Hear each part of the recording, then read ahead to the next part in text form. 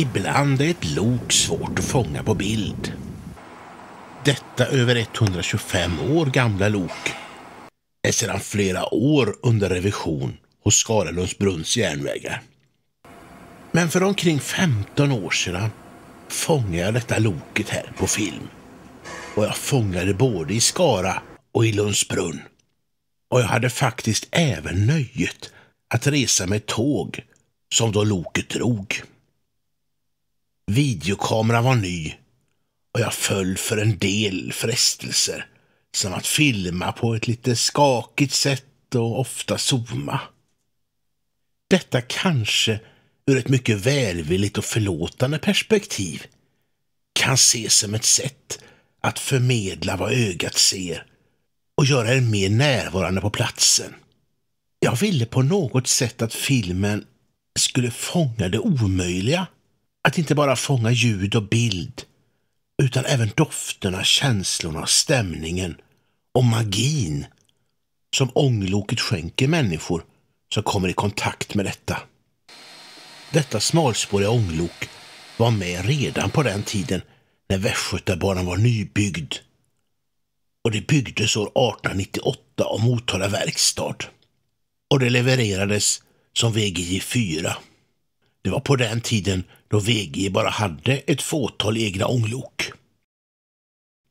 Loket väger nära 28 ton och är drygt 8 meter långt och det har den största tillåtna hastighet av 40 km per timme.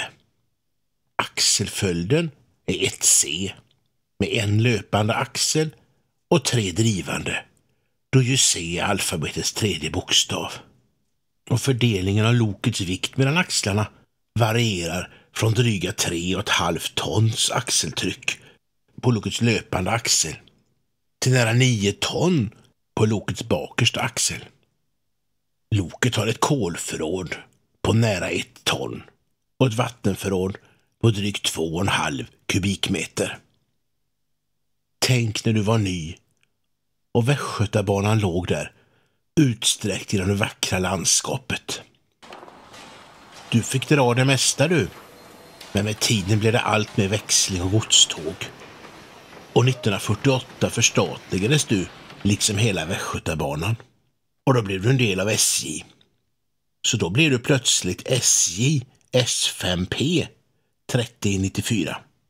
Och snart skulle du få äran att få bli ett försökslok för eventuell ombyggnad av ett antal smalspåriga lok. Och det byggdes om vid Kalmar verkstad. Det var 1950 det. Tänk att du redan då var över 50 år gammal. Nu fick du det utseende som du har idag. Med en ombonad sluten hytt och en ny panna med överhettare. Du fick en högre effekt och även en ökad möjlighet att ta med en större mängd kol.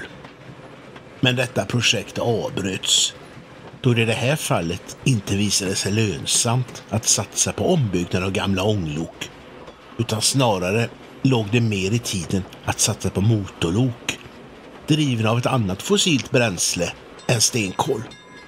Nu fick du ett antal års tjänst i Mariestad och då även på ortens pappersbruk, Katrinefors bruk. När din pensionsålder närmade sig, år 1962, så hamnade du som utställningslok i Jo.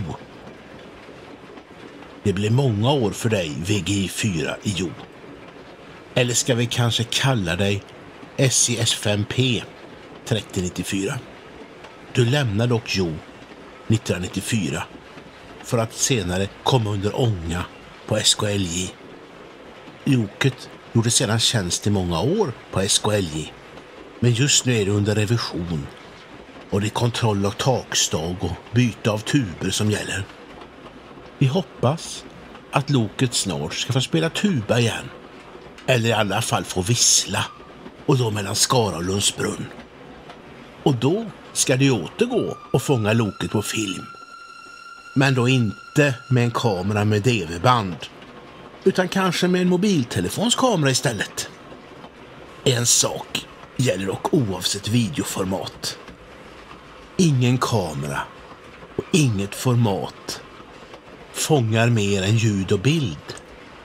Det fångar inte dofterna, känslorna och stämningen och den magi som ångloken skänker människorna som kommer i kontakt med dessa stora, svarta, frustande ånghästar. Jag tror att denna magi är precis likadan idag som när loket var nytt för över 125 år sedan.